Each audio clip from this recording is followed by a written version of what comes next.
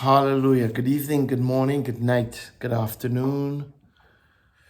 Uh, Wherever you are, whomever you are. Welcome back to Voice in the Wilderness. We are in this study of this topic, the 10 words.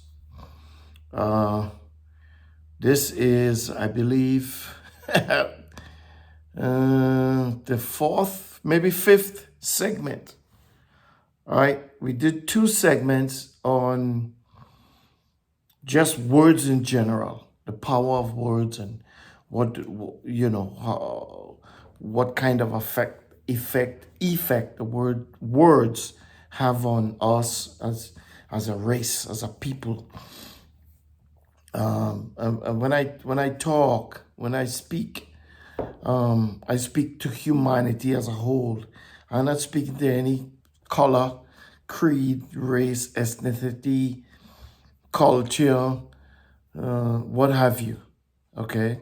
I speak to humanity because humanity came from one being, and that being being the creator, Yehovah. Right? All of humanity. I know people say what they want, people think what they want. And guess what? So can you. Okay? That is not going to change anything. All right? That doesn't change anything. Nothing we think that is correct, or we think that is right, or we think that is apropos, none of those things really change the truth. All right? You could believe what you want. That's your prerogative. It's like Poppy Brown said, it's my prerogative. All right? So, we here we talk about the biblical narrative. We talk about what is written. We talk about the testimony about what is written. Okay? That's what we deal with. Everything else is if we can bring stuff in to add and to help establish that testimony, that's what those things are. I establish or refute whatever we're trying to do, right? So we are in the study about the 10 matters, the 10 words, the 10 things, if you will, right? And we have to understand that these are just 10 things. They are not the only things, right? Some people believe they are like headlines, right? Some people believe that these 10 things cover everything about life and liberty and justice and all of that stuff, right? And it's fine if you think so. But specifically here, we're talking about these 10 things. We talked about the fact that these 10 things, even though they were written in this passage, let you know we are in Exodus 20. Okay? Even though they were written by writers, the writers themselves didn't take credit for what is written. The writers themselves give credit to who said, who spoke, who was there, who wasn't there, that kind of thing. The writers themselves has become a testimony to the words that were spoken, right? Vis-a-vis who spoke them and so on and so forth.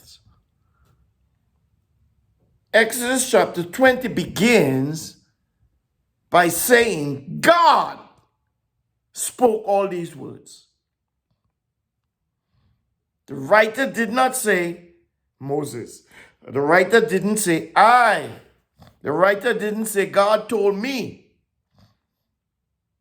The writer said God spoke all these words saying. And we discussed those things at length in previous episodes of this teaching.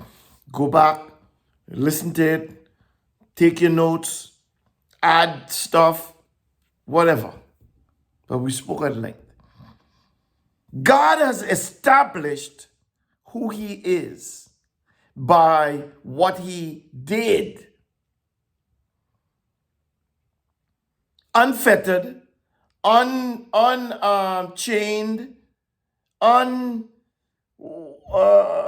nothing was able to prevent him from doing what he did vis-a-vis drawing the children of Israel out of Egypt, bringing them out, as he said, with a mighty hand. Nobody was, Pharaoh and all his armies, his chariots, his horses, all his men, all the king's horses and all the king's men couldn't put Humpty Dumpty back in prison again.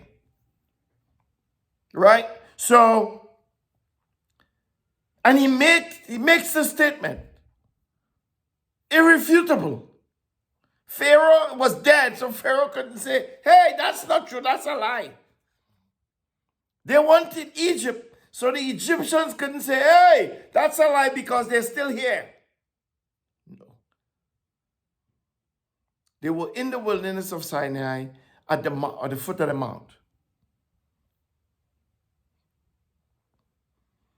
And he makes these emphatic statements, these deliberate, these absolute statements. I am Yehovah, your Elohim, who brought you out of the land of Egypt and out of the house of bondage. He makes that statement. And then he goes on to talk about the 10 things. You shall have no other gods before me. We have to come to the place where we can't take these things lightly. We cannot. We can't afford it. We can't afford to. If he says, you shall have no other gods before me, I think that's what he means.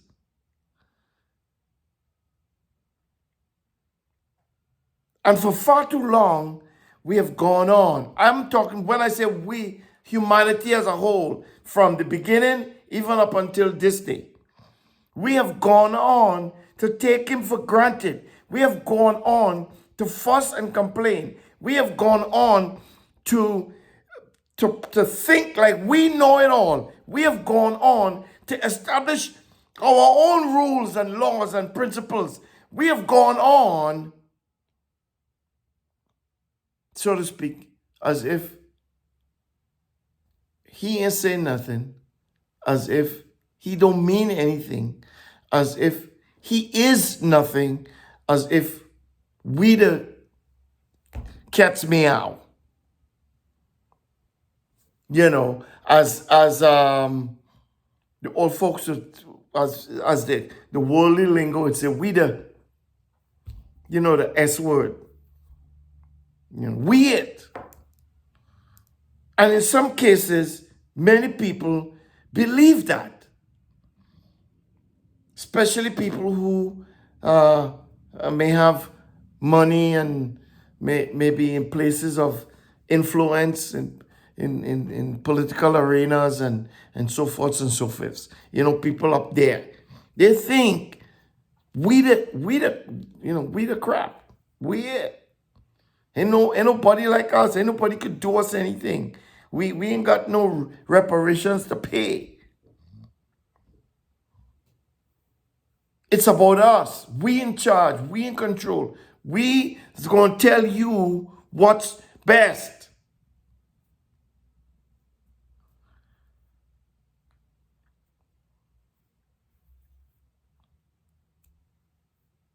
As they did in Genesis 6.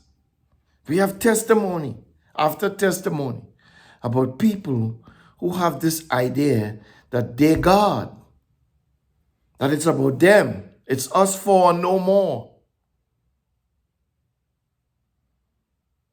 And they live life like that, operate like that, seemingly without consequence. I said seemingly. But don't be fooled. God is not mocked. Whatsoever you sow, that shall you also reap. See, it's a principle. Farmers don't plant corn to reap peas. They don't plant corn and expect to get oranges. They don't plant corn and expect to get sheep or goats. If a farmer plants a crop of corn, he expects to get corn so that he could reap. If he plants oranges or apples or grapefruits or whatever he plants, that's what the farmer is looking forward to reap.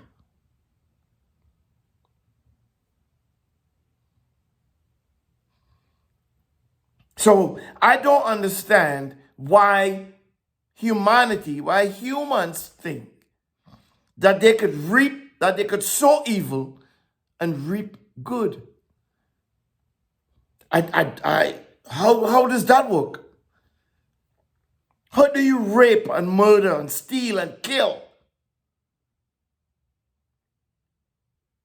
How do you lie and cheat?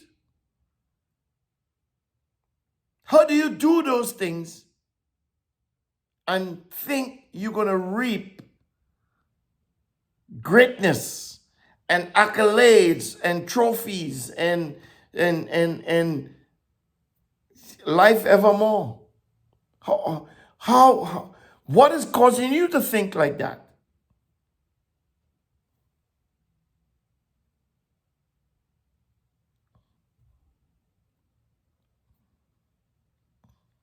He said, you shall have no other gods before me. And not only you shall have no other gods before me, but don't make for yourself an idol. You know, and we talked about these things at length. Don't want to go back too much into that. But I want to regurgitate some of this stuff so that you could draw a reference, you could draw that line. Right? Don't make for yourself an idol. Is that true of us? And I'm not talking about, a show on television called American Idol. And, people will be like, oh, that's blasphemy. Don't, Bible say don't make for yourself. No. You have to understand the nuance that is American Idol. Right? It's a show about searching for talent and bringing that talent out to this one is not necessarily making an American Idol. Although that person can become an idol. Those people who judge can be idols to other people. People look at them and be like, oh, Steven Tyler, oh, Katy Perry, oh, whoever else. Lionel Richie. I think the last episode, I think those were some of the, I can't remember who was the fourth one? Is Katy Perry, Lionel Richie. I can't remember if Steven Tyler's still involved. I don't know. Not like I'd sit down and watch the show. I used to. When my kids was young, and entertainment value. We gotta live. We in this world, but you don't have to be of this world.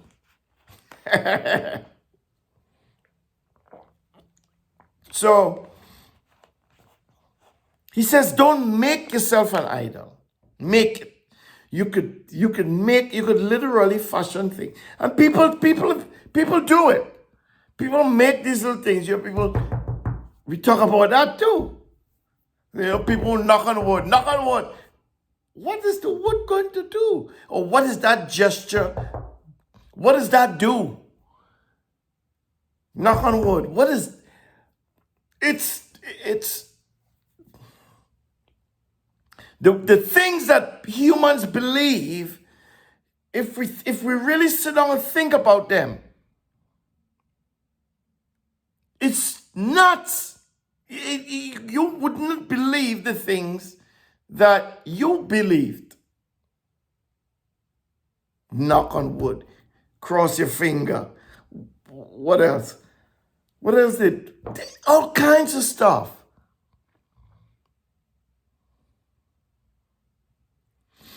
He says, don't make an idol. Don't make an image of anything in the heavens above.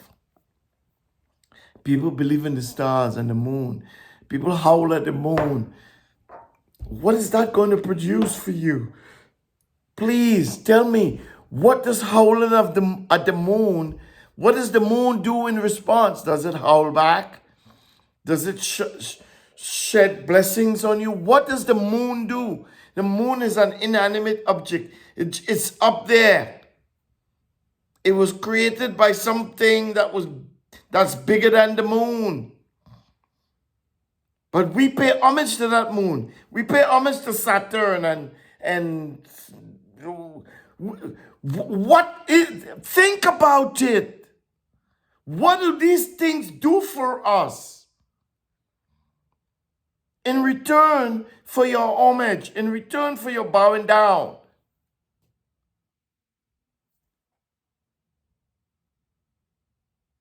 People believe in trees and goats and sheep and cows, and they hold these things up to different levels of esteem. Even bow down to them. What would a cow do for you? Other than if you kill it, you get some meat. And what kind of God is a God that you could kill?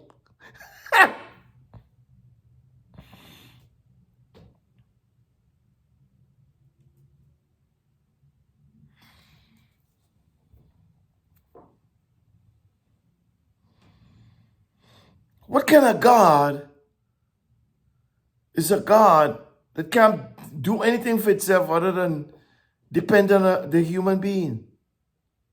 I mean, think about these things. And you have people around the world who believe in all this foolishness.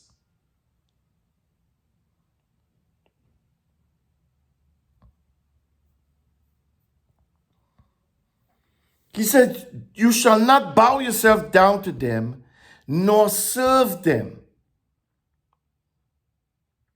Don't pay homage to them. Don't give them no credence. Don't make people or yourself or the things think that they're more important than you. You put them above you. If you put anything above you, you have to bow down to that thing. The only thing that's above you is the Heavenly Father.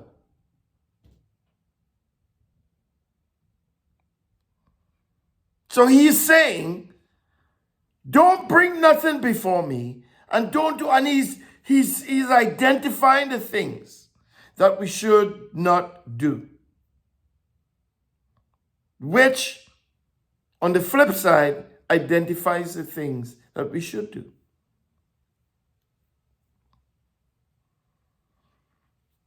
He says, for I, your Elohim, for I, Yehovah, your Elohim, am a jealous Elohim. Jealous Elohim. Wow. In the new, what we call the New Testament, we see the word jealous a lot. And we normally attribute the word jealousy to something fleshly. We attribute the word jealousy to something fleshly, a fleshly feeling. You shouldn't be jealous. God says he's a jealous God. Because he cares about you so much. He cares about me so much, to the extent that when we do these things that displease him, he gets hurt. He's hurt. He He gets angered. He's jealous.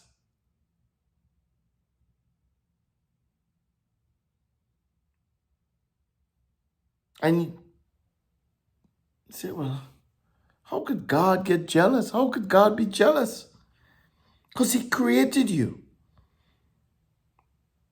Jealousy is a part of who he is. He's a jealous God.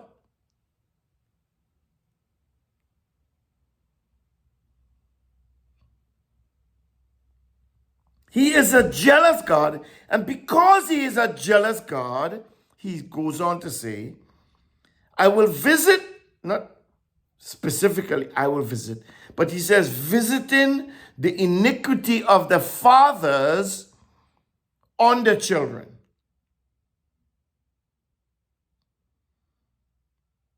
On the third and on the fourth generation of those who hate me.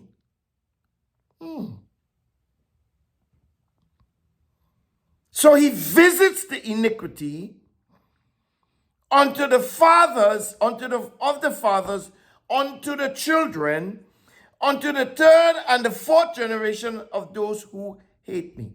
What does he mean? He will visit the iniquity. See, because we have to understand in Ezekiel, I think it's Jeremiah, somewhere there. He says, what is this saying they have? That the father eats sour grapes and the children's teeth are set on edge. Every man will pay for his own sin. Right? So how can he say every man has to pay for his own sin? But here he says he will visit the iniquity of the fathers unto the children, unto the third and fourth generation. What is that? But he qualifies that. He says, of those who hate me. See, we have to understand, if you're a father or a mother, a father and a mother, and you hate God, most likely you will raise children who hate God also. And in that sense, the children just follow the iniquity of the fathers. They follow the iniquity of the parents. You see what I'm saying?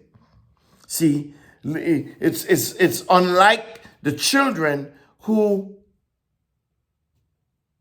recognize that their parents, you know what? Mom, Dad, I don't like how y'all, I don't like that. I'm going to do something different. Because that happens too, you see. You have parents who are wicked. And those parents bring forth children who, for some reason, go the opposite direction. For some reason, the children become righteous.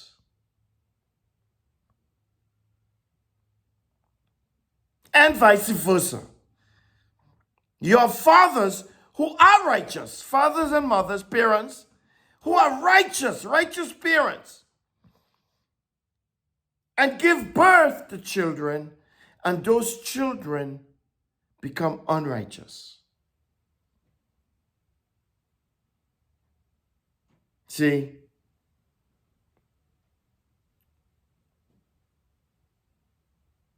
As a father that I am, and hopefully a lot of you out there are fathers and mothers, you have to endeavor to raise righteous seed. It's the commandment. It's like the first commandment. Oh, God. That's not the first commandment. Oh, gosh. We're not talking about the 10 Commandments. Right? But it's like the first commandment that was given to the man and the woman in Genesis.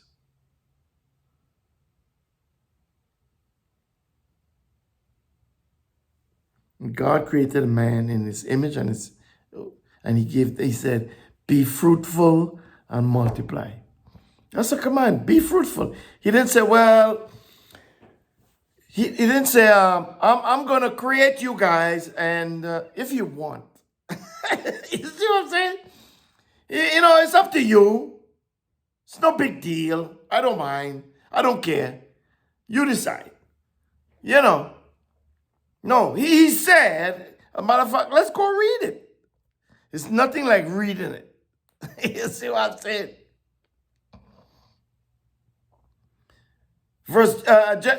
Genesis 1:26. And God said, let us make man in our image and in our likeness. And I've dealt with this time and time again in previous teachings, or every time I talk about it, I kind of let people know. This is, you gotta understand the sequence. You gotta understand how God flows. God said, let us make man in our image. Whereas before, everything he made it in their image. Not in his image, in their own image. Animals like animals, grass like grass, and so on and so on. Go read it. Hopefully you'll see what we're talking about. And when it came to the man, he said, let us make man in our image. And after our likeness. And let them have dominion over the fish, over the birds, over the livestock, over all the earth, and over every creeping thing that creeps on the earth. And then God created man in his own image. In God's image, in God's image, he created him, male and female, he created them. And God blessed them. Right? God blessed them. And God said to them, if you want, it's entirely up to you. You don't have to do it. You can have children.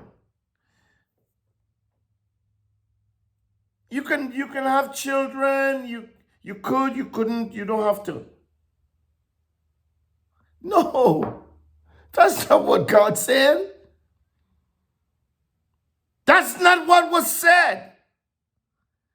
And God blessed them and said to them, be fruitful. Be fruitful. He didn't say, if you want, you can be fruitful. It's up to you.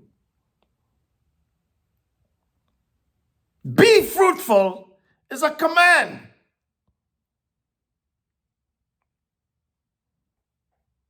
So when I referred to being the first commandment, that's what I was saying.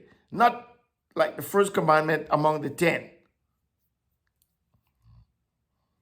He said, be fruitful and multiply and fill the earth.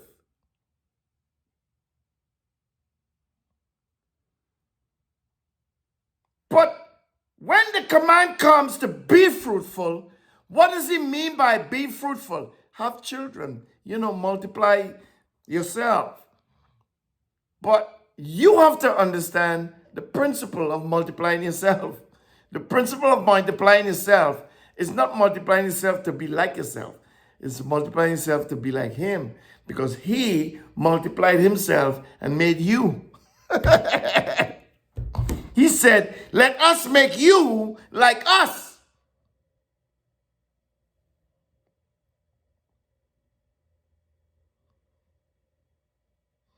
So when he says he's a jealous God and he will visit the iniquity of the fathers unto the children, he knows exactly what he's referring to and exactly what he's talking about.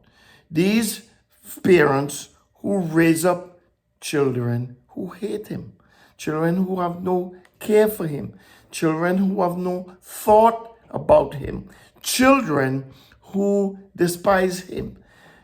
How will God know that? The children will act just like their parents. And God says, I'm going to visit that iniquity. If the children act like the parents, they're going to suffer the same consequences the parents suffer.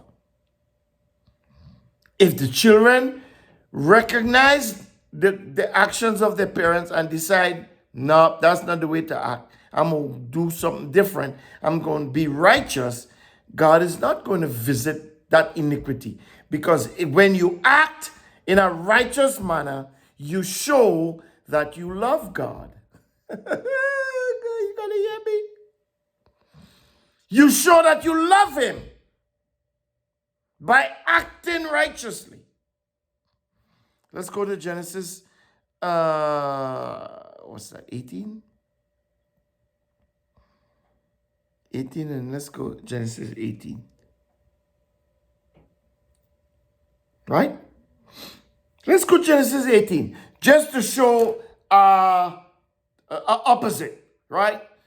Just to show that what we're talking about is not foolishness. This is God talking about Abram. This is God who visited Abram and just declared to Abram all the stuff that God was going to do for Abram. You know, God said to Abram, walk before me and all that good stuff. And I'll make you a great nation and all kinds of stuff. 18 and 1, 2, 3, and go down, reread. Genesis 18 and 17 says, and Yehovah says, will I hide from Abram what I do? So we know the story. God came down, visited Abram, and as he was visiting Abram, his intent was also to go deal with Sodom and Gomorrah. Okay? Woo, woo, woo, woo. Sodom and Gomorrah, okay? Y'all know the life they was living in Sodom and Gomorrah. Remind y'all of anything like going on in the world today? Does it remind you of anything that's happening in the nation that you're living in today? He said, will I hide from Abram what I'm getting ready to do? The scripture didn't say what I'm getting ready to do. The writer just said what I do. Present tense. Since Abraham will surely become a great nation. God is talking to himself. Will I hide?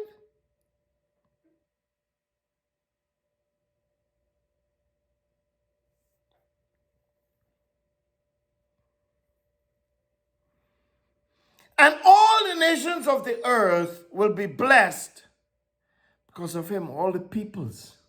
Really, it's about people.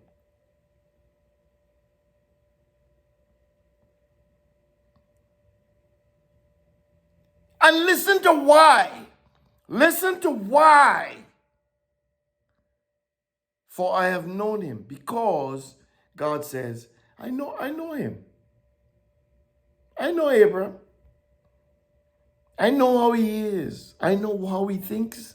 I see him in operation. See?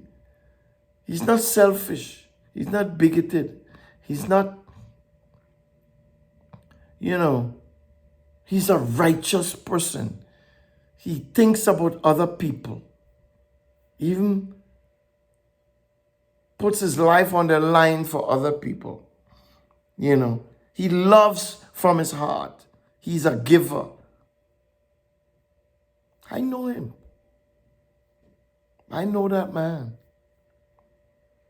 I know him to the point where I know that he will command, listen, that he will command his children, and not just his children, because at the time, Abraham didn't have any biological children at this time. You got to see that. You got to understand. This is God speaking prophetically, both from the past and in the future. He see the end from the beginning. And he's speaking that way. He says, because I know him. And I know him to the extent that I know that he will command, not just talk to his children about stuff, but he will command them. He would be in a position of commanding his children. This is what we must do. This is how we must live. This is how it must be. Standing from a position of commander-in-chief. This is the way we must walk. We must live. Not just to his children, but to his household. See, God makes a distinction between the people that Abram is commanding. But he's commanding them nonetheless. And he's commanding them with the same instructions, with the same commandments, with the same Torah, nonetheless. He commands them in the same way. He's going to command his children and he's going to command his household that they may keep the way of Yehovah. See that? When you institute those things, when you demand from your children that they live a certain way, that they act a certain way, that they do things a certain way, when you demand from your household that they do things a certain way, that they act a certain way, that they be a certain way, you show your love to Yehovah. And if your children and your household jump and follow suit, they show their love toward Yehovah. Yehovah sees that. Now, the very opposite thing could happen. You could put a demand on your children and your household. This is the way, walk in it, and it's their choice. And they could ignore you. They could decide they want to listen to you. How do I know that? Because it happens. This is the reality of life. It happens. You don't own the mind of your children. You don't have dominion over your children's mind. You teach and you train. That the most you can do is teach and train. And hopefully, like the proverb said, train up a child in the way that he should go. And when he is old, he wouldn't depart from it. There is a chance that in between that time, he could be doing all kinds of crazy stuff, which we bear witness to in a lot of cases. You try to teach your children the right thing. You try to teach them the godly thing. And they just make their own choices. But you insist, you try to teach them nonetheless. And if they follow your word, if they follow your teaching, if they adhere to that, they'll be all right. Hopefully, if they go astray, they come back. And they're going to be all right. But you see, no man knows the date or the hour, right? You don't know when your time is going to come. Neither do they. That's why we can't fool around with it. We can't fool around with it, people. We have to get with it now. Get with the program now. Today is the day. Today, right now. When you hear the knock on your door, answer, open, invite him in. Don't wait till tomorrow. I remember, I waited. The knock was emphatic for me quite a bit of times. I've heard the knock quite a bit of times in my young years, right? And I ignored that knock. I ignored it a lot of times. I ignored it. I used to hear the knock. The knock used to be really loud. And it seems like the louder the knock is the more hardened my heart was.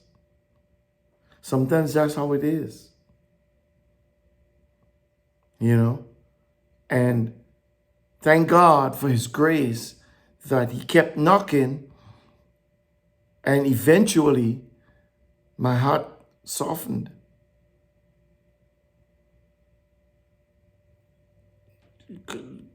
Would I say I softened my heart? I would never even think that, much less to say it. I knew that it was God is the one who softened my heart enough that I would eventually respond to the knock. Listen, you can't beat, listen. In all seriousness, don't fool yourself, okay? There is no defeat in him. You can't defeat God. I don't care if you don't believe in him. You cannot defeat him. You cannot. It's impossible for you to defeat God.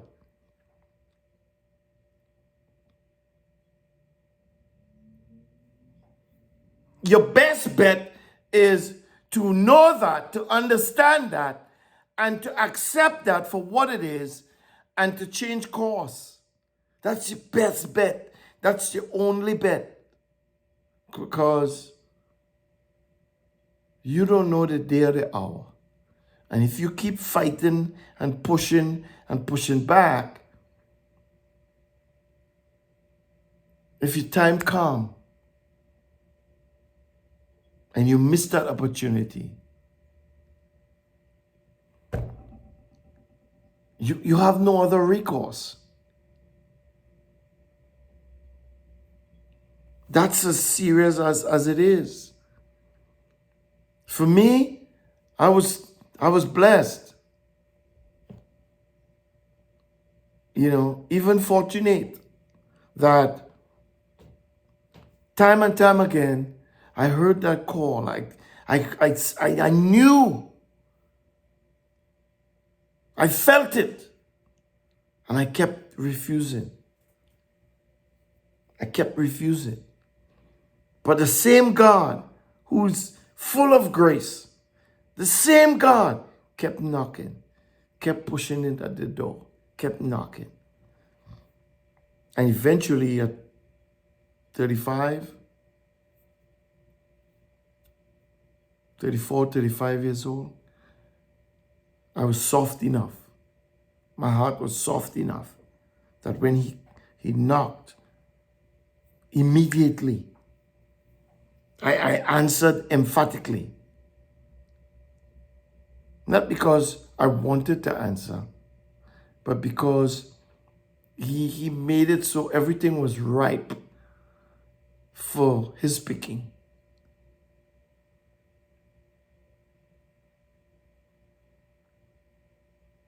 That was 1995. And here I am today, still going at it. Has it been all smooth? Nope. Has it been all downhill? Nope. Has it been all uphill? Nope. But I'm still here, fighting. You know, as I'm thinking about today and coming here and putting out this teaching, I'm saying to myself, man, it's been a rough few months. Rough. When I say rough, what do I mean? Personally, I'm dealing with personal things that I'm dealing with, and it's rough. You know, and it's discouraging and it's frustrating, and it's depressing, and it's all the things that could take you out, that could cause you to just lay down and quit. And say, you know what? I give up, God. I give up.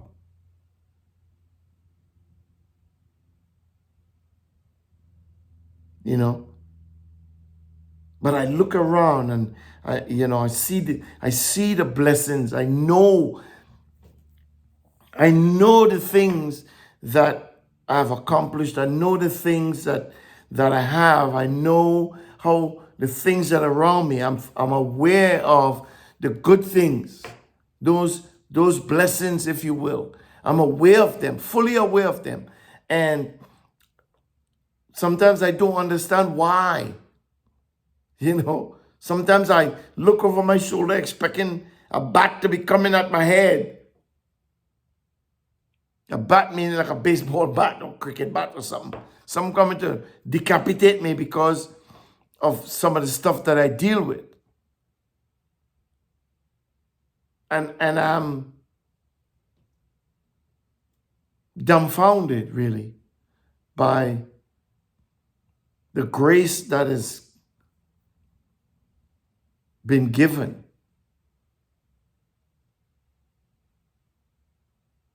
And I hold on to those things. I hold on. I would even venture to say, I ain't holding on. He's the one who's holding on to me. I tell the truth. I tell it like it is. I sometimes I believe that I'm not the one who's holding on. He is the one who's holding on to me.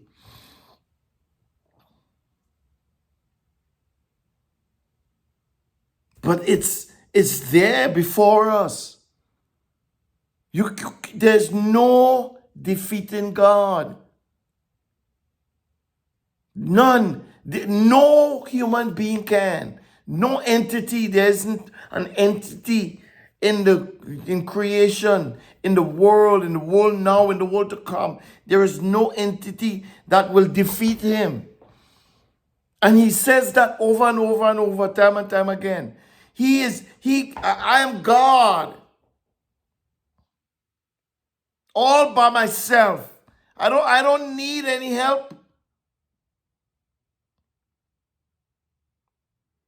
I follow the counsel of my own will. He speaks like that. I am the Lord God who brought you out of the land of Egypt, who delivered you out of the house of bondage.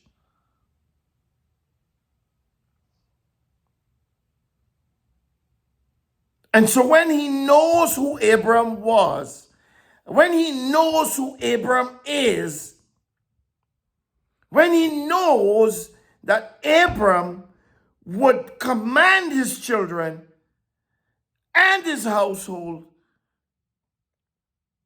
in the way of the Lord, he would show them the way.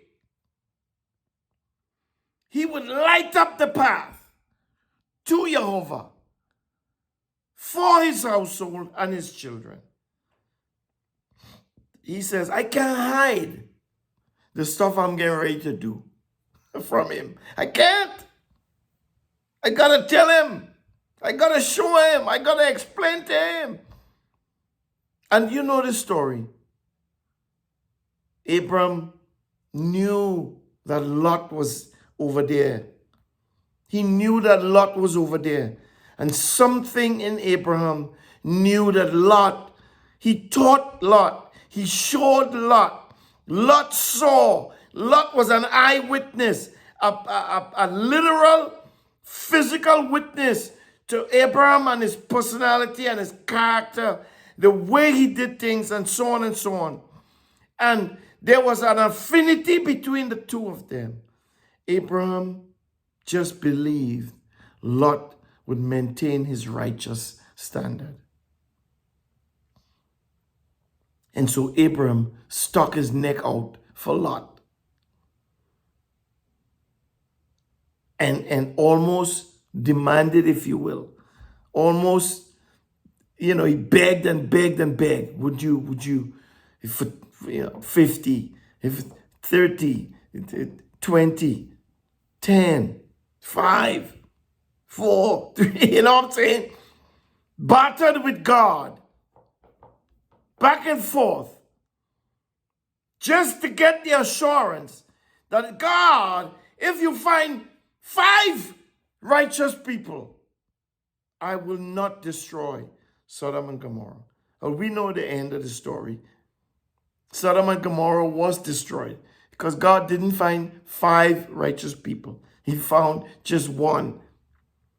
And he saved Lot and his household because of Lot. Because what happened to Lot's wife? She turned around. She became a pillar of salt. The sons-in-law thought he was kidding around, so they didn't even listen to him. They stayed. Right? So Lot was brought out of Sodom and Gomorrah with his 2 daughters. And then look what the daughters decide to do. Hey, we don't have no husbands. And when our father dies, there's no other men to carry on. So we gotta give our father men. We gotta give our father, children.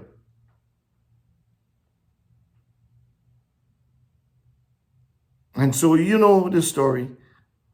They went in after they drunken him. They went in and they impregnated themselves. I had to say, because they drunk the man.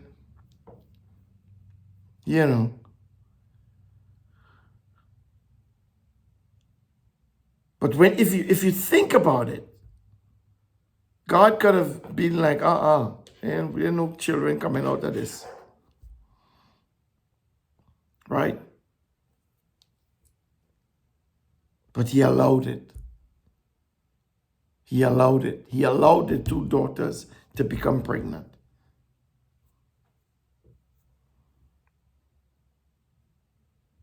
See, we've got to understand that there's no losing when you're with God.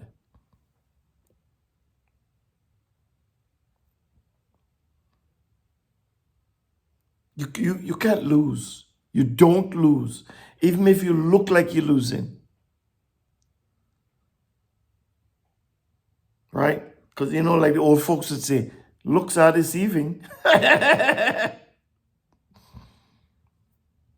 It may look like you're losing, but you're not losing. You got to stay the course. Got to grow and draw closer and closer and closer. Become better at being righteous. You got to push. You got to, like Paul says, you got to press towards the mark. The mark is becoming righteous. That's the mark. That's hitting the mark. Is righteousness.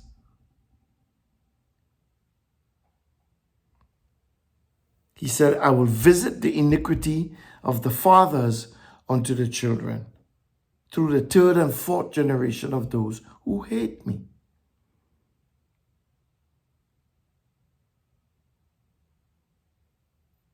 If you propagate hatred towards God, you're in trouble. There's no other way to put it. If you propagate hatred towards God, you're going to lose. And let me say, hatred towards God is not saying I hate God. Hatred towards God is pursuing and projecting unrighteousness, is upkeeping unrighteousness, is is standing up for unrighteousness, is defending unrighteousness. It's supporting unrighteousness. That's hatred towards God. And I'm not talking about your righteousness, or I'm not talking about the government righteousness, or I'm not talking about the righteousness of mankind. I'm talking about the righteousness of God.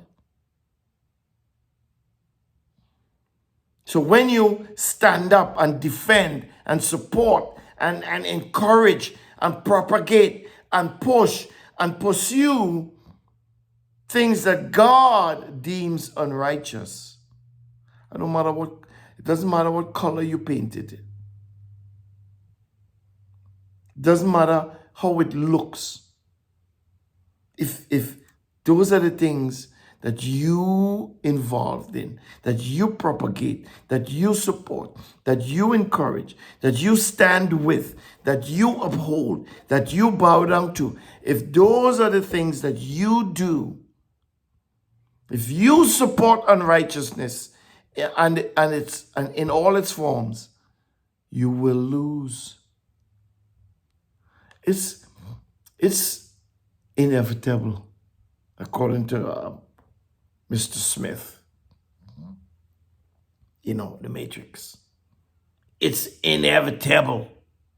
You will lose, and lose big.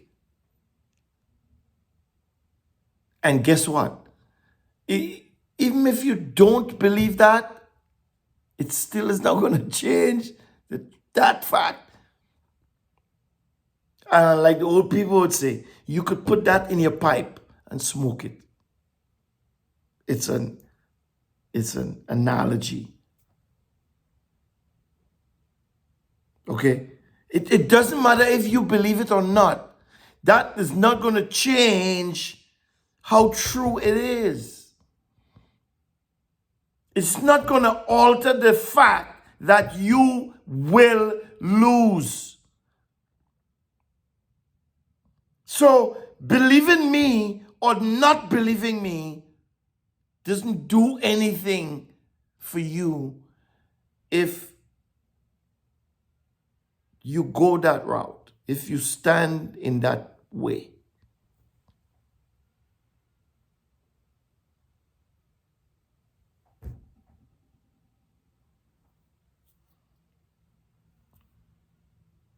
He goes on to say, we're back in Exodus 20 and 6. He's going to show loving kindness to thousands of those who love me, guess what? And keep my commandments. See, it's something about God. You can't run and hide from those few words. Keep my commandments. You can't, you could run and hide if you want. Okay? If you don't keep them, you show that you do not love God.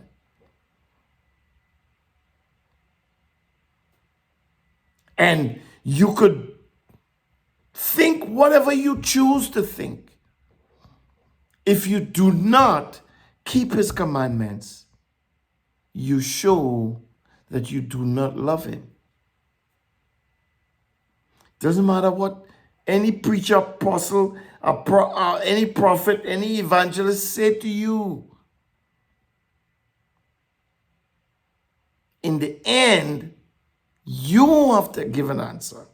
And you can't say, well, the prophet said I was good, I was safe, because I support the colorful flag people. And I encourage them to live like that. Encourage people to have abortions. I encourage them.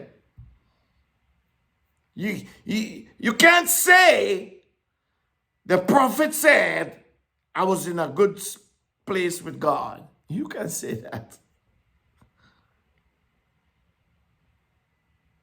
You can't say that. You can't use another person in your defense when it comes to you answering to God. Right? You can't say that because God says that the man who sins, he shall die. That man shall die. The one who sins.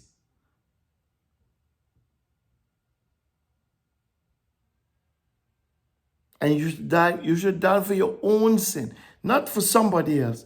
You can't die for my sin. See, because guess what? All that is already taken care of.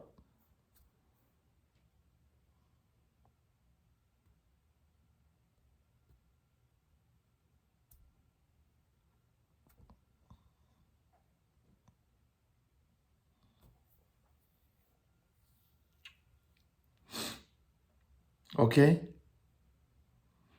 So we talk about the first commandment, which is, you shall have no other gods before me. The second commandment, which ties in with the first, about having gods, and includes don't make them, don't create them, don't bow down to them, don't worship them, don't pay no homage. Okay? The third one is, do not misuse the name of Yehovah your Elohim, for Yehovah your Elohim will not hold him guiltless who misuses his name. The King James Version says, do not profane the name of Yehovah, and so on, right? Thou shalt not take the name of Yehovah in vain. And we have a plethora of teachings about this. And one of the things that we want to highlight when we're dealing with this third command is, what is God talking about here? Don't take my name in vain. Don't profane my, you know.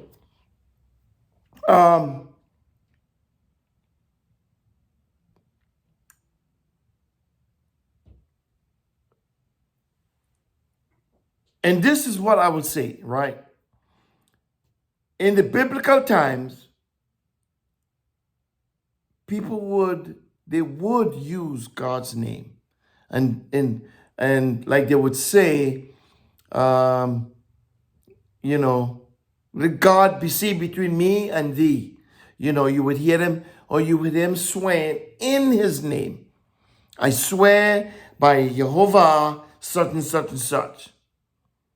That is not using God's name in vain. Okay? Invoking the name of God in something that you say is not in itself misusing God's name.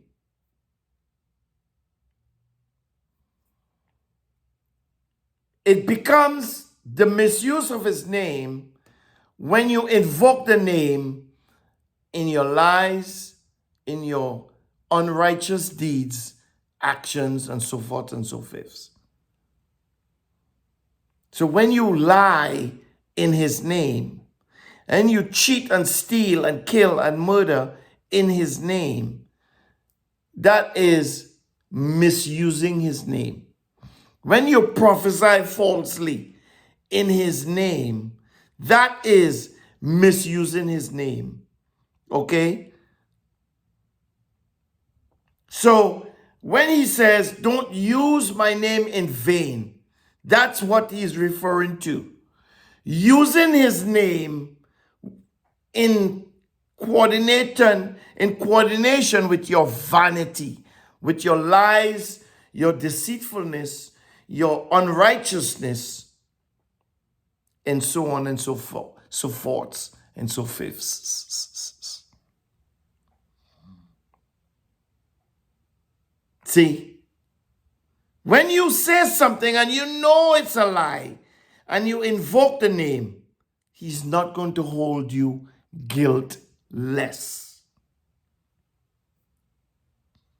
You know, I remember Years ago, I was in a particular youth ministry, and you know, we filled with the Spirit, speaking in tongues, and prophesying and all kinds of stuff. And I remember talking to a young gentleman who was part of the youth ministry, and saying things to him to the extent where saying that God is going to do this and that and that and that. And the person was a avid football player.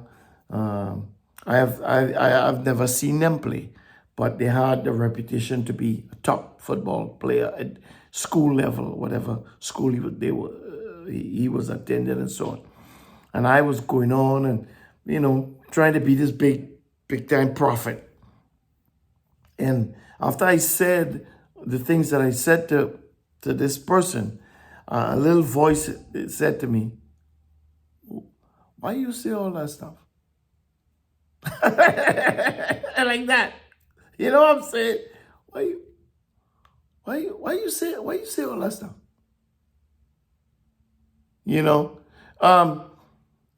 And I had to repent. I had to ask for forgiveness, because you see, we take things for granted. We take things lightly, and people go around claiming to be prophets, and they go around claiming to be all kinds of things, right? And as a result, they say all kinds of things, right? But here's the truth. Here's the truth. I'm trying to. If we go to Deuteronomy 18, right?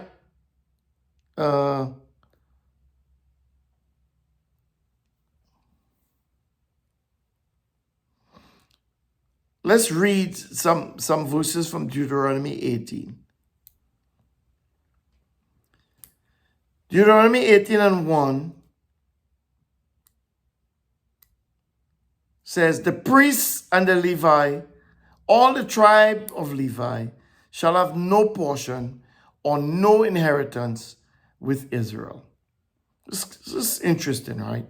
We have got to understand. Listen, God does not do anything by happenstance. He doesn't just vicariously do stuff. Everything he does with reason and purpose and function. Right? He says, "They shall eat the offerings of Yehovah made by fire and his portion." So the whole sacrificial setting, right? I'm going to just say this here. The whole system, the whole sacrificial system was not just set up because God delights in sacrifices, because we know he said that he doesn't, this is not something that he delights in or he focuses any attention on. The sacrificial system was set up so that God was able to take care of his priests. Oh God, listen.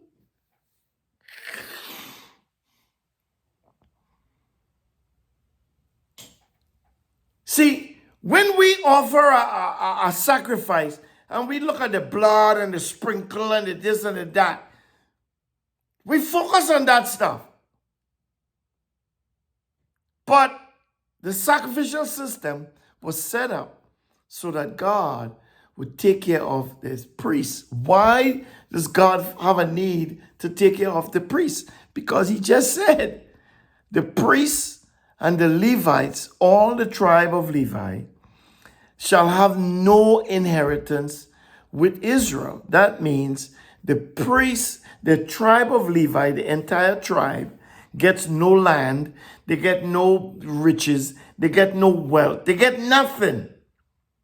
Their duty, their portion was the tabernacle. Their portion was the temple. Their portion was taking care of those things. Well, if I am taking care of the temple, how am I going to eat?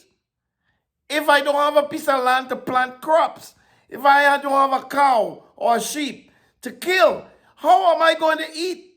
Well, don't worry. I got the people bringing in these things on a daily basis, right? On a sin basis. I have the people bringing them in to you so that you will eat.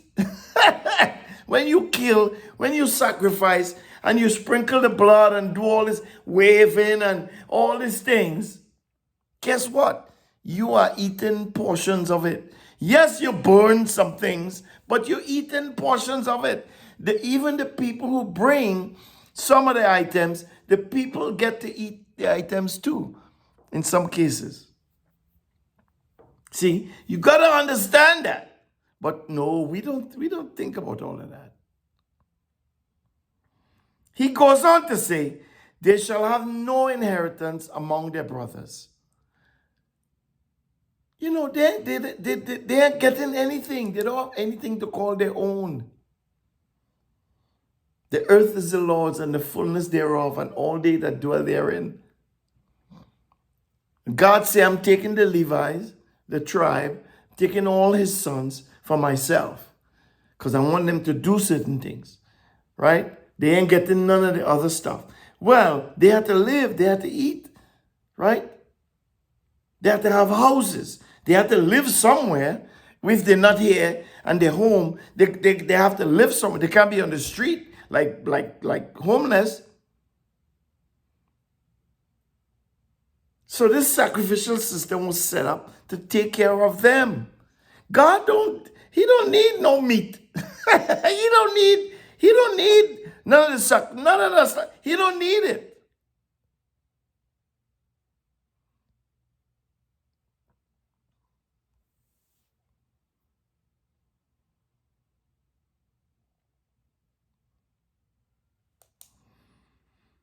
But we're talking about us. We're talking about the third commandment. We're talking about taking the name of Yehovah in vain. Misusing his name. Tacking his name onto things without care, without concern, because we think we can. And we think God is, he's so full of grace. Jesus died. He died. He took away all that stuff so we could say what we want. No, you can't. No, you cannot.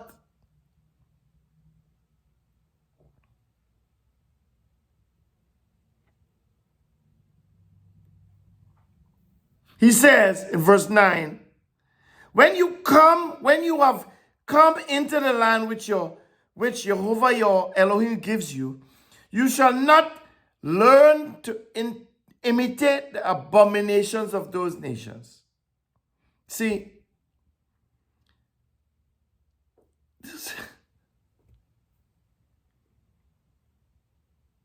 my son, my oldest son used to ask a ton of questions about God.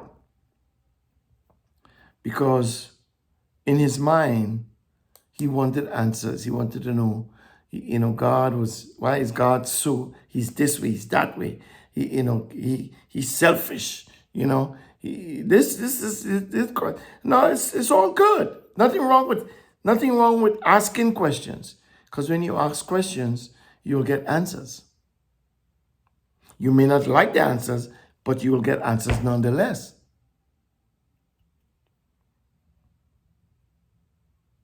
And to him, God was selfish, self-centered, and it was all about him. Now, I would say he has that right to entertain those thoughts because it's his mind. I'm not getting the thoughts, he is. But when he brings the thoughts and expresses them in questions, I answer. Because my concern is for him. So it's the same thing with God. See, God's concern is with us. He's concerned about us. David said, what is my... When I look at the sun and the moon and the stars, when I look at all the things that you have created, who am I that you are consumed with me, that your mind is full of me, that you are mindful of me? Who am I? God says, I love you. That's why I'm concerned about you. So it's not about God, but it's about his concern about you. If you don't see it that way, then you will lose. You have to see it that way. Because if you don't see it that way, you will lose. This was I used to tell my son. You have to understand, God is not concerned about him. Because guess what? He is God. And the 8 point something billion or the 7 point something billion or how much ever billion people in the world, if we all come together, we can defeat God. If the 7 point something billion of us come together and agree and decide we're going to attack God, God will still win. Because he is indefeatable or undefeatable. We can't win. But you have to understand, you have to accept that. So he's not self-centered or selfish concerning himself. But he is jealous concerning you. You see what I'm saying? That's what he just said, right? I'm a jealous God. Because I created you for me. I want this relationship. I don't want you going out there having relationship with things that is beneath you. And you trying to exalt them in places that they don't belong.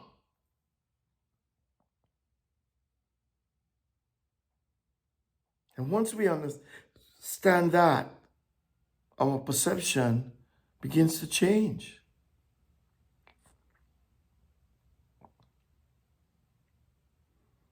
See, if you understand the sacrificial system and why, then you wouldn't query what's up with the blood and all this stuff. And because guess what?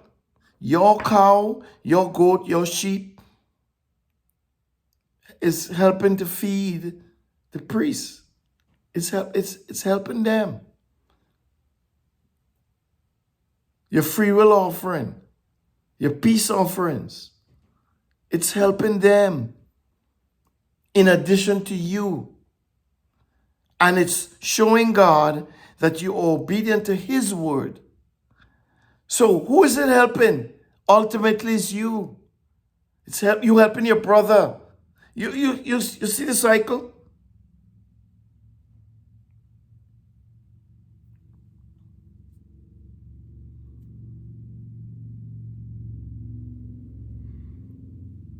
Deuteronomy 18:10 says, there shall not be found with you anyone who makes his son or his daughter to pass through the fire.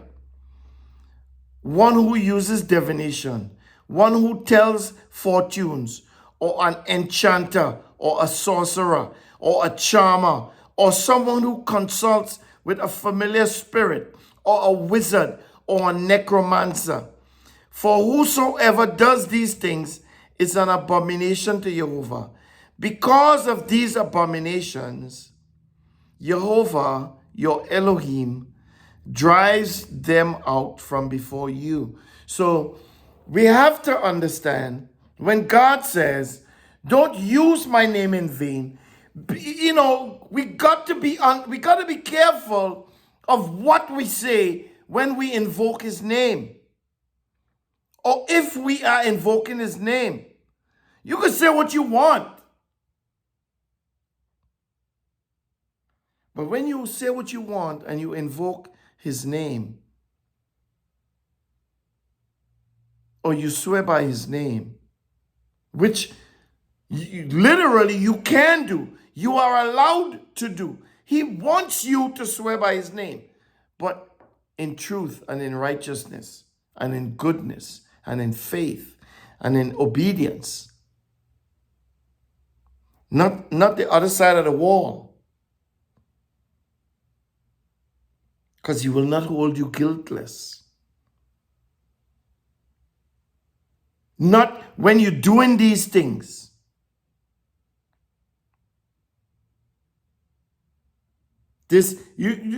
I'll read it again.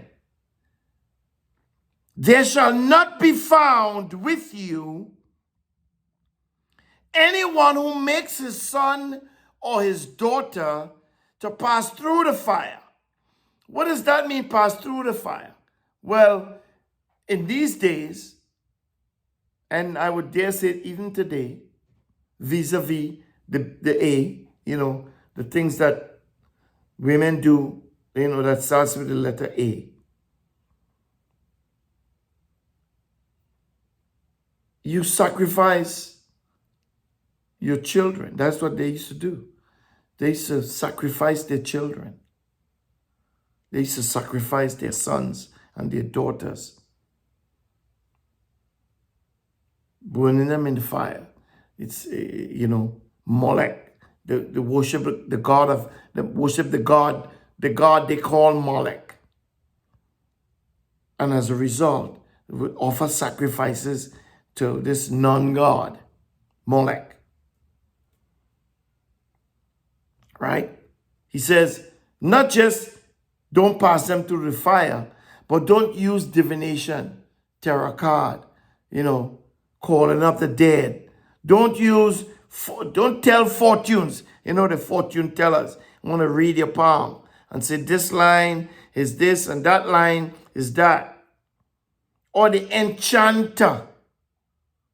People who conjure up spirits by enchantments. We watch a lot of these Harry Potter movies. And I went to movies to see Dungeons and Dragons. And they use chants and words, to conjure up spells. Or a sorcerer. And in these movies, they have these depictions. Or a charmer. See, a charmer is somebody who is charming. Somebody who is very charming. A charmer casts spells. I tell people, you could be a charmer and don't even know it. When you're talking to the young lady down the street or up the street or wherever, and you're talking to her and you know what you want, and you're trying to get what you want, so you charm her. Tell her how nice she looks. And you give all this, what old folks used to call sweet talk. Even you, with your godly self, could be a charmer. You use all these charming words, and you have this appearance, this look about you that is just charming. I'm sure you've heard people describe other people as, they're so charming. There's something about them that, they say something and they make you, oh.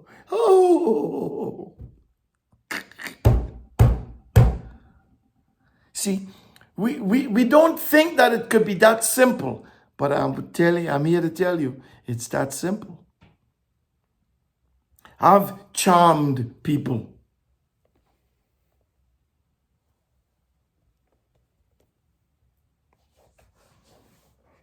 You know, when you convince somebody to get what you want, and that what you want is not a godly thing, that could be considered you charmed that person out of, whatever it is you got.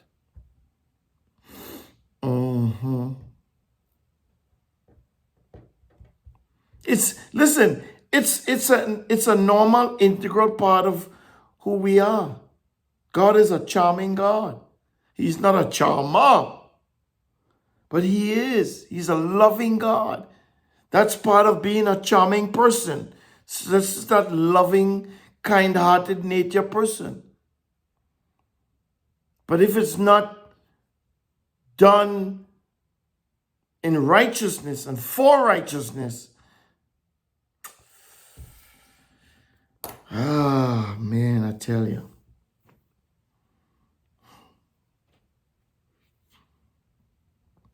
Verse 11, or a charmer, or someone who consults with a familiar spirit, or a wizard, or a necromancer. I think in that movie, Lord of the Rings, had a bunch of these words being thrown around. Necromancing and all these things. The old man in the tower who was in white. Well, white represents good, right? I do that in vertical. He had on a white thing and he had a stick in his hand. Gandalf the Grey, he was gray. He didn't yet become Gandalf the White. He was gray, but he was good. His heart was good in the right place and always wanting to help and be kind and all these things, right? He knew Frodo had the ring. He never chastised him, never tried to steal it from him, never tried to beat him over his head to get it. You see what I'm saying? The other one who was with the elf, the lady, top elf lady, and he was actually, in fact, bad. He was working with the wicked people, with the wickedness, the evil spirit. But he was in white. See? You got to be able to see these things. If you can't see them, if you can't perceive them, how would you be able to discern the times? What's God saying? What is he not saying?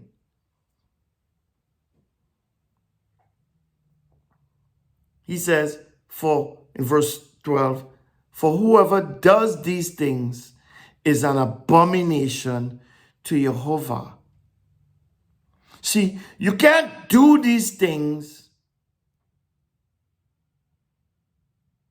and think that you're doing righteousness. You can't be a necromancer. There's no such thing as a righteous necromancer or chanter or a wizard. But that's what they're portraying, right?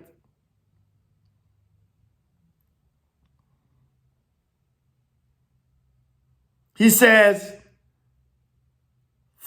for whoever does these things is an abomination to Yehovah, because of these abominations, Yehovah is driving out the people of the land of Canaan. See, we have to understand this. The children of Israel was given the land of Canaan, not because they deserved it,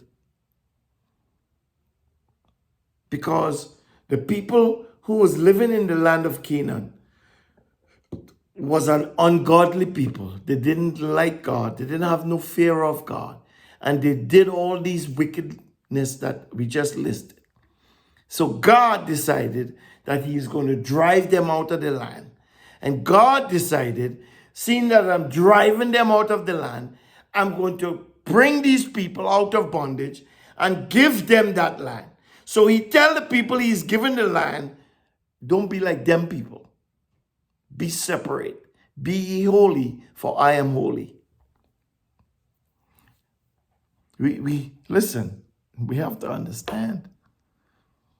And we came to Deuteronomy 18 to show or to see that when we say things, when we talk, when we use words, if we understand how impactful words can be, or how impactful words are, from the standpoint of what they mean to life, not just my life or your life or anybody's life, but life as a whole, we would think more before we talk.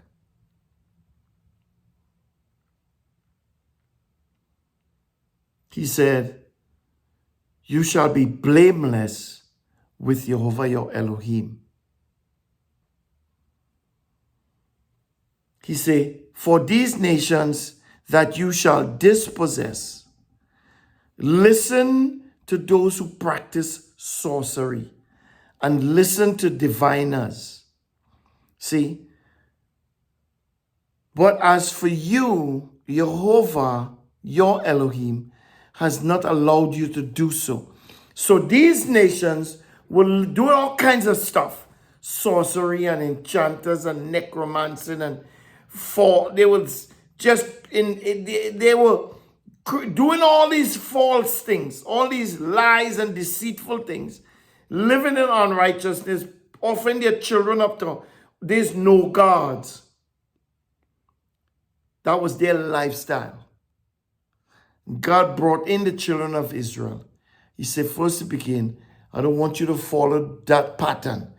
I am going to give you the pattern. I want you to follow this pattern.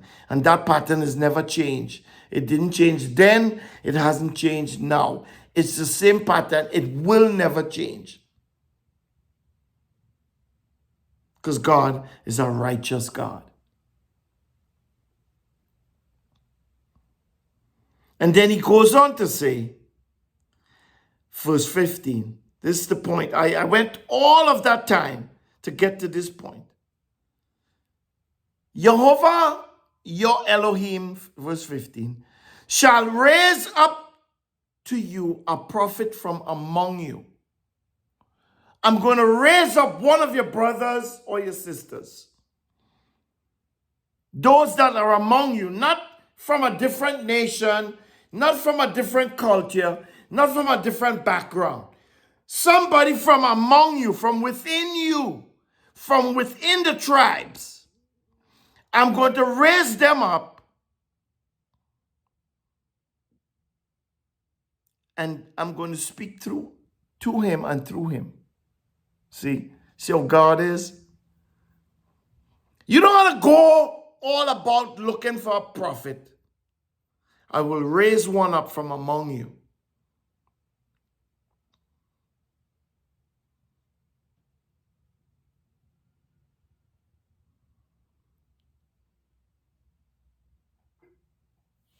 He said in verse 18, I'm going to skip down.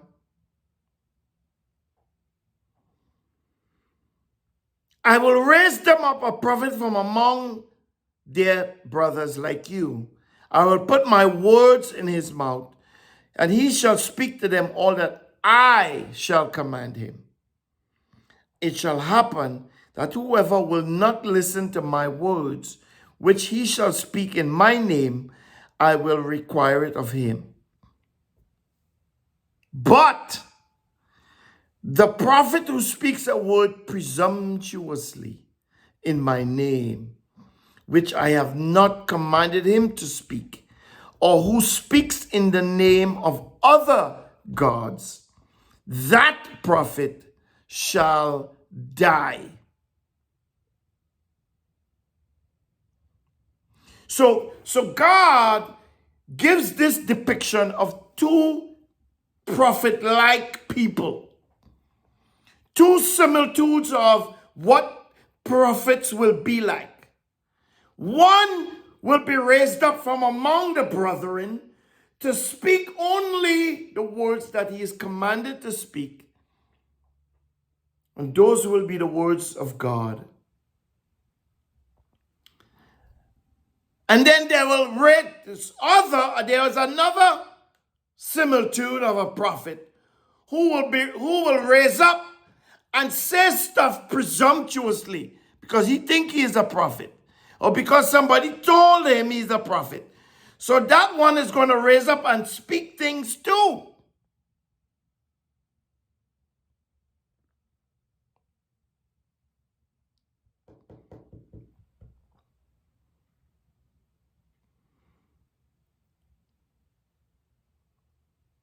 And then verse 21 and 22 is where it sinks. It all comes together. And God makes the final decisions. He says, you may say in your heart, how shall we know the word which Yehovah has not spoken? Not the word which Yehovah has spoken. The word which Yehovah has not spoken. This is how you know. He says, verse 27, when a prophet speaks in Yehovah's name, when somebody invokes the name Yehovah in his speech, if the thing does not follow nor happen, that is the thing which Yehovah has not spoken. That prophet has spoken it presumptuously. Don't be afraid of him.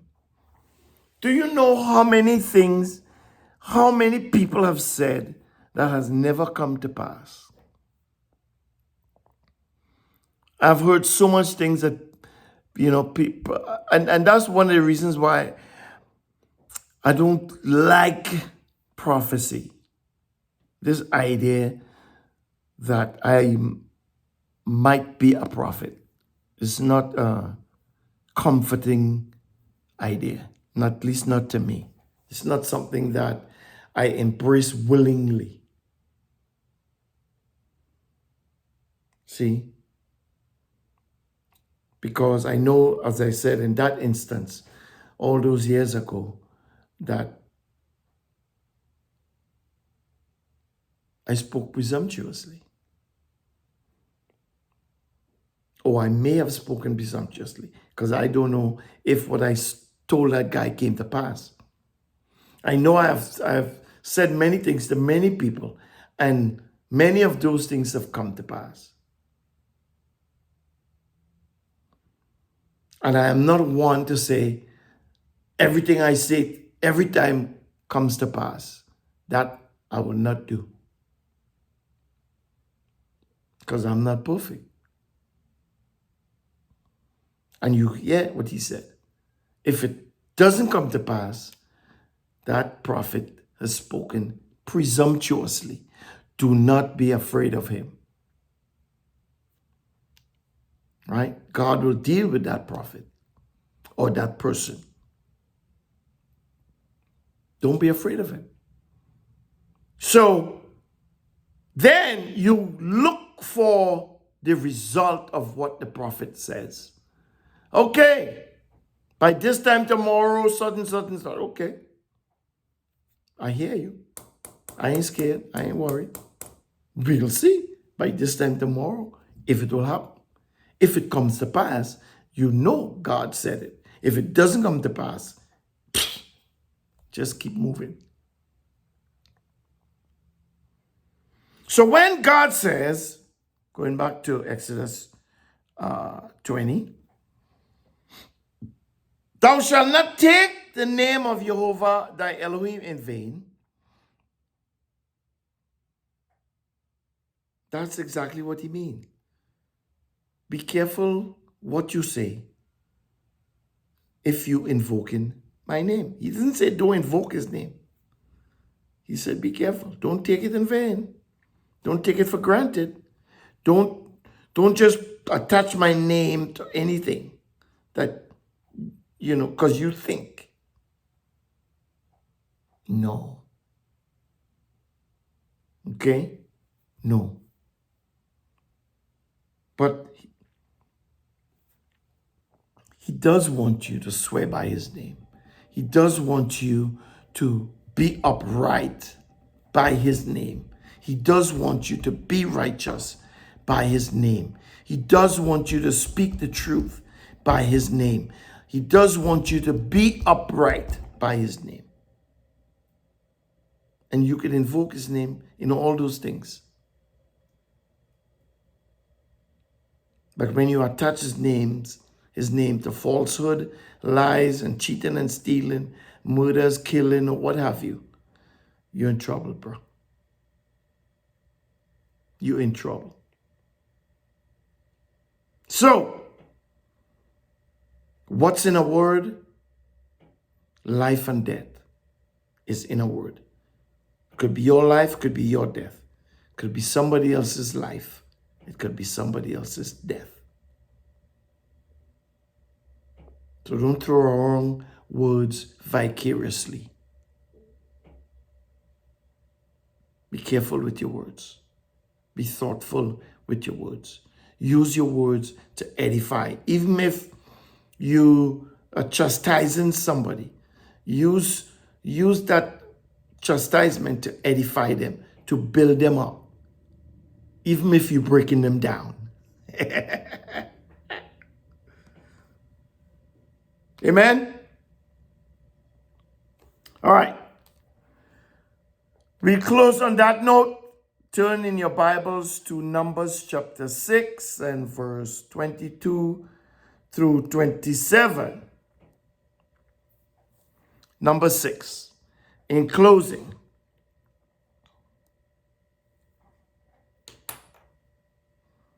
again, listen to the words. Listen to these words. Understand, right, how God is. Understand how he does things. He does not do things vicariously. He doesn't do things without thought. Okay? God is very, very astute and very conscious about what he's doing, because whatever comes out his mouth happens. God, it's like that. Light be, earth bring forth. It happens because nothing comes out of his mouth and returns to him void. Everything returns to him full or occupied by the thing it was sent to be full with or to be occupied by. Amen. Number 6. Sorry, I almost misled you all there. Number 6, verses 22 through 27 reads as follows. Yehovah spoke to Moses, saying, "Speak to Aaron and to his sons, saying, this is how you shall bless the children of Israel. You shall tell them, Yehovah bless you and keep you. Yehovah make his face to shine on you and be gracious to you. Yehovah lift up his countenance towards you and give you peace. So you shall put my name on the children of Israel, and when I see it, I'll bless them." No, he didn't say when I see it. But if you put in your name on, if you put in his name on something, he's going to see it. He said, so they shall put my name on the children of Israel, and I will bless them. May your name May the name of Yehovah be on you. And may Yehovah bless you and keep you. May Yehovah shine his face upon you. And may he give you peace. Amen. Until next time, Shavua Tov, Shabbat Shalom. Peace, deuces, arrivederci, adios, buenos dias, buenas tardes, buenas noches. Dios te bendiga. Deuces. Did I say deuces already? I think I may have. Bye. Till next time.